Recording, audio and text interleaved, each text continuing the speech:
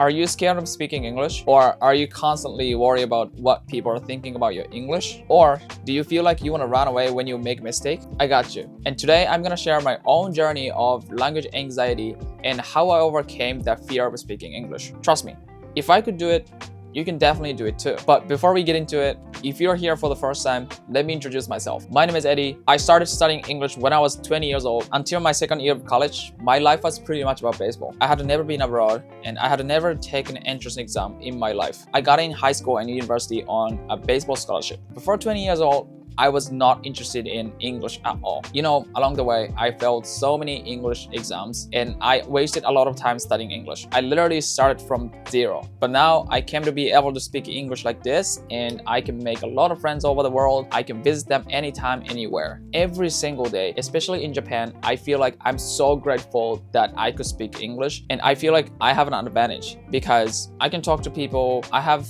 the access to many informations because a lot of informations on website or whatever contains English the most. If there's something I want to look for but there's no information in Japanese, I can look it up in English. That's really convenient and beneficial. But from my experience, I know myself. I promise you that it's possible for everyone to speak English at any age. I want to let you guys know one thing. If you are stuck in improving your English or if you are struggling with studying English, I made an English roadmap that guides you from zero to fluent. More than 1,000 people got it and I got so many compliments. If you want to see it, and you can get it for free. I think it's enough, so let's get into it. You know, I personally could speak English within 6 months, like just a general conversation. The reason why I could speak English within 6 months to 12 months was because I learned to control my fear of speaking English and the lack of confidence. You might not believe it, but I'm actually a very shy person. These days, I interview random foreigners on the streets and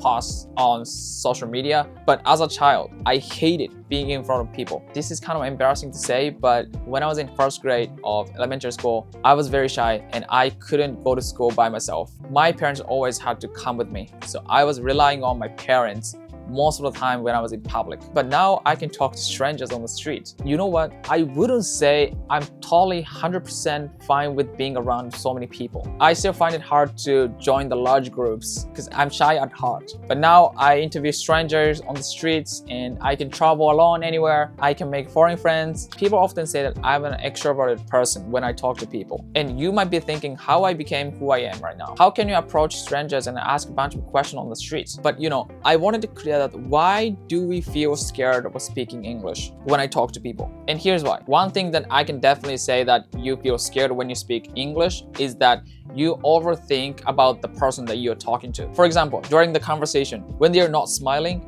you feel like, oh my God, they're not smiling. Oh my God, he thinks the conversation is boring. Oh my God, he wants to wrap it up, but he's being nice to me. I feel so bad. Sounds familiar to you? You create the idea in your head, even if it's not true. And this makes you feel less confidence to speak English to people. Another thing is that you're worried about your English because someone else is judging you. Especially when you're with Japanese people, it feels like everyone is competing each other. There is so much tension in there. It's like a cold war. They're not obviously pointing out your English, but they're judging you in their head. You know, when I was in college, I often joined the event where I could have lunch with international people and we can have a conversation. And there are some Japanese people too, not just me. At the point, my English was garbage.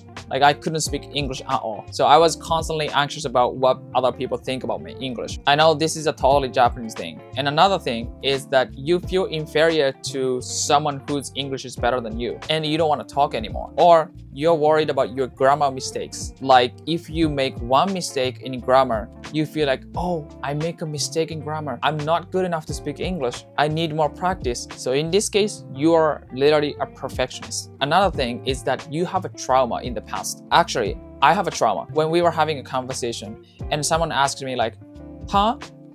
What? These words sounds very offensive to me. Whenever someone says these words, I feel like, oh, maybe they don't like me. Even though they don't mean to be offensive, it sounds harsh. And later I found out that when people say, huh?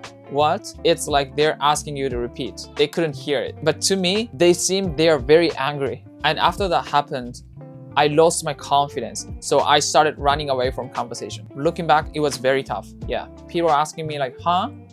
It's just I was not used to it. I've actually experienced all these stuff by myself. It's tough, right? But how I got over the fear of speaking English? Okay, here's a tip. Tip 1, you have to change your mindset. Okay, just recognize your negative thoughts are just in your head, not people. Worrying about what other people think about your English and seeing scary expression to you is just your imagination. You are too focused on other people instead of you. I know it's hard, but there's only one way to get out of the situation. If I give you one tip that makes you comfortable to talk to people and trying the situation is that you find someone that you can talk to one-on-one, not with the groups. Here's what I did. When I was a beginner, I made one really good friend and I kept talking to the person. You can hang out with him and you can go for a drink, you can do whatever. But the point is, you should make one really good friend that you feel like you're comfortable to talk with. But Eddie, how can I make a really good friend? I got you. I give you steps. You go to the group first. You join the event, you join the class, whatever you want. You go to the group, and if your English is not good enough to talk to people, I guess you are just silent. You are just quiet, right? But at the end of the event, when they leave, you come up to one person and say hi, okay? And then you exchange the contacts. And then when you get home, you message them. Hi, it was nice meeting you, and you chat. And then once you get used to it, you ask them out. That's what I actually did to make a really good friend when I was the beginner. So you can take after me. Tip number 2, understand it's often other people's issue, not your fault. Even if when it's your turn to talk, someone interrupt you, someone cut you off. It happens often, and it's very usual. It's very common thing in overseas. Even in Japan, some people talk over others, right? Most of the case, it's not about your English is poor. It's not like, oh, his English is not good, so I can cut you off. You know, it's just a culture and who they are. And if a foreigner is cold to you, don't take it seriously. You're just like, okay, he's mean to me. He's not worth to me. It's not worth hanging out with him. It's just a mindset, okay? Just be strong, be bold. Japanese people are relatively nicer than other people's countries. I've been to more than 10 countries and I've been talking to a lot of people over the world. And I'm pretty sure that foreign countries people are expressing their feelings. They say things however they feel. So they're more honest than Japanese people, which is sometimes good and sometimes harsh. If someone's cranky, he's cranky. You can obviously tell. So don't take it seriously. It's not your fault. Tip number 3, don't compare with others. I know this is hard. I think this is the hardest part for Japanese people. But to be honest, from my experience too, it's very hard for you to ignore the existence of Japanese people 100%. To me, my mindset was like, I accepted it. Like, I want to improve my English to the level where other people compliment me. As long as you're in Japan, you gotta face it. I don't like the fact that they're judging their English, but that's how it is. You can't avoid it. That's for sure causing the problem that Japanese people are shy to talk to native English speakers or foreigners in English. But let's overcome that. Just improve your English.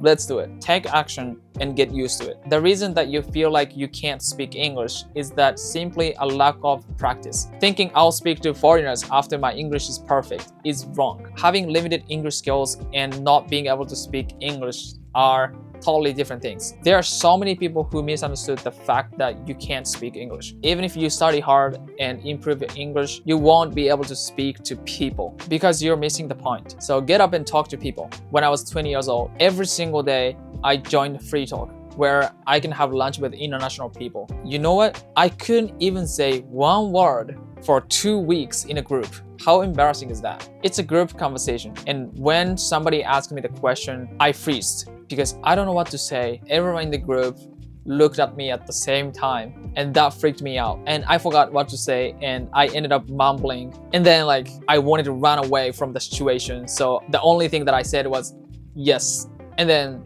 people are just, what the hell is going on? You know? And even if people are not thinking about it, I felt in that way. It was pretty tough. Yeah, I still remember the feelings clearly. Before I get in the class, my legs started shaking. I felt like I wanted to throw up. But now, look at me. I can talk to strangers on the streets. I can travel anywhere. I speak English and I'm talking to camera right now. I didn't give up on me. If I could do it, you can do it too.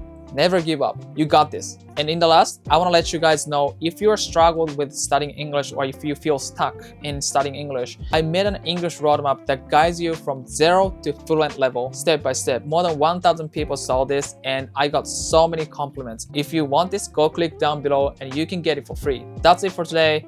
Thank you for watching. If you like my video, give me a like and please subscribe. I'll see you in the next video.